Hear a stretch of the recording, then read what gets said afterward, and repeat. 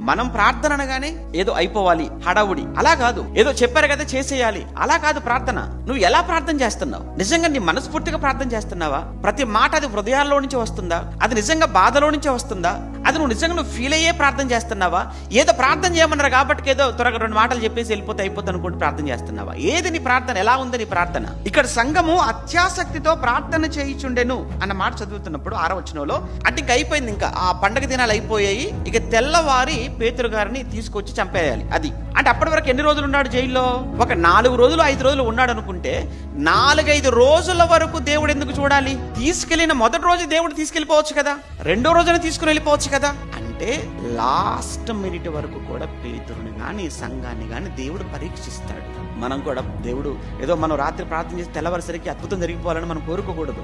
Last minute వరకు కూడా, చివరి క్షణం వరకు కూడా దేవుడిపై మనకున్న విశ్వాసం, దేవుడిపై నువ్వు ఎంత ఆధారపడుతున్నావు, దేవుడి మీద నీకున్న నమ్మకం ఏంటో లాస్ట్ క్షణం వరకు కూడా ఆయన పరీక్షిస్తాడు మనల్ని. అబ్రహాం చూడండి, బయలుదేరాడు, ఇంటి దగ్గర నుంచి బయలుదేరాడు. ఆగిపో అబ్రహాం అనొచ్చు కదా, పోనీ మార్గ మధ్యలోకి వెళ్ళిన తర్వాత ఆగమనొచ్చు కదా, అప్పుడు కూడా చెప్పలేదు. చేతులు కట్టాడు, కట్టెల మీద పడుకోబెట్టాడు, కత్తి పైకెత్తాడు, అప్పటి వరకు చూశాడు. చూడండి, లాస్ట్ మినిట్ వరకు దేవుడు మనల్ని కూడా చివరి క్షణం వరకు కూడా ఆయన మనల్ని పరీక్షిస్తుంటాడు.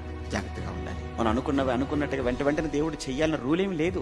ఆయన ఆలోచనలు వేరు, మన ఆలోచనలు వేరు. ఆయన తలంపులు వేరు, మన తలంపులు వేరు.